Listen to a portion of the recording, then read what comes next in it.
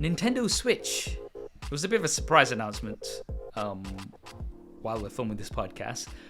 Yeah. OLED model. So this will be available from the 8th of October in 2021, priced at $349.99, right? 7-inch OLED display, right? And it's going to have a wide adjustable stand. So you're going to have it in you'll be able to get lots of different angles, built-in wired LAN support, 64 gigabytes of internal storage, enhanced audio, and we've got it in this sort of white and black color, and then there's also going to be the colorful option, whatever you want to call it. I do own a Nintendo Switch. I've not used it for a very long time. I've got the original one. You're more of a Switch user. What are your thoughts on this? Ooh, you say that like I've used my Switch recently, so let's correct that. So my Switch I started playing the Switch initially, and then I moved my Switch to travel. I actually sold my original Switch. Actually, I didn't sell. I actually gave it away to one of my little nephews, and I have the Switch. The Switch Lite. And I used to use that for travel because it was really great and easily portable too. Now, when I saw this announcement, I went, Nintendo. And I also went, I'm going to buy it. That's the problem with Nintendo. That's the problem that agonizes my soul because Nintendo does this all the time. I'm actually not happy about this announcement. I don't like it. I personally do not like it because I think it's about time that we hold Nintendo responsible. The same way in the gaming space, everybody chastised Microsoft. And Microsoft has been making a lot of big changes to what they do. Sony has made some changes, but of course, they are the market leader, so not too much besides releasing games. And Nintendo has carved out this special place in our hearts that when they do something, we're like, look at Tommy. It's okay. That's literally what Nintendo has done. And with this device, there is no different. If you have a Switch, there's no need to buy it.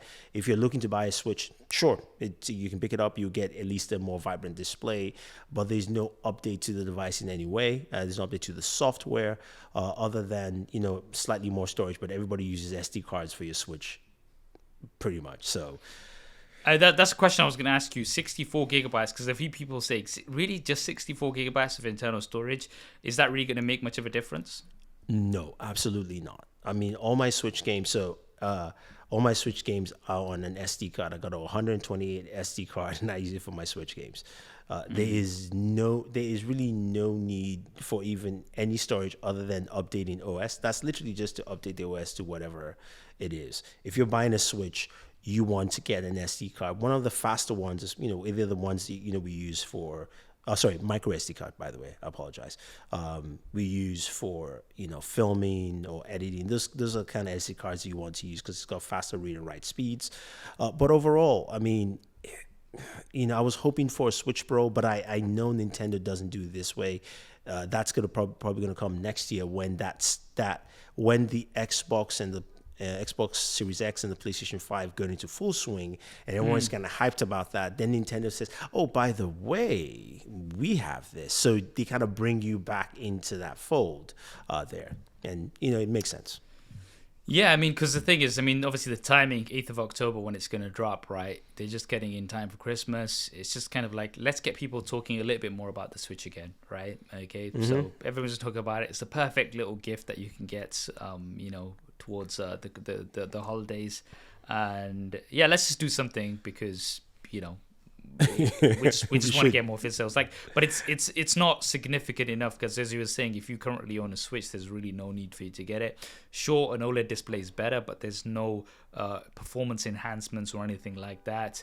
But it kind of seems like, if it's not broken, then you don't need to fix it, sort of a thing. That's what they're doing. It's like, yeah, we'll give you a few enhancements here and there, but meh, you're still gonna buy it anyway. I absolutely agree. I think for me with the Switch, though, the one thing I would like to see them do is actually fix the software in terms of just how, like, you're downloading games, like the whole online experience, all that stuff. Like, if they did that, that would make the Switch feel really new. If they did a full revamp on there, as opposed to even the hardware itself. Because the games you're playing, half of the people who buy Switches buy it for nostalgia, right? Because you're playing a lot of old school Nintendo games. The other half also love the quick and easy games you can play, and they are very fun. A lot of Nintendo games are just fun. They're fun to play no matter who you are. And Nintendo, I think, looked at this because during the pandemic, the Switch was one of the best selling consoles. As soon as the pandemic hit, I saw Switch prices for $500 and $700 for something that costs $250.